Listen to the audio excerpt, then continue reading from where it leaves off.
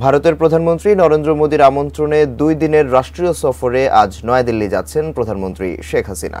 প্রধানমন্ত্রী ও তার সফর সঙ্গীদের বহনকারী বাংলাদেশ বিমানের ফ্লাইটটি দুপুর 2টায় দিল্লির উদ্দেশ্যে হযরত শাহজালাল আন্তর্জাতিক বিমানবন্দর ত্যাগ করবে। চলতি মাসে এটি ভারতে প্রধানমন্ত্রী শেখ হাসিনার দ্বিতীয় সফর। গত 8 জুন টানা তৃতীয়বার ভারতের প্রধানমন্ত্রী হিসেবে নরেন্দ্র মোদী এবং তার সরকারের মন্ত্রীদের শপথ গ্রহণ অনুষ্ঠানে যোগ দিতে তিনি নয়াদিল্লি যান।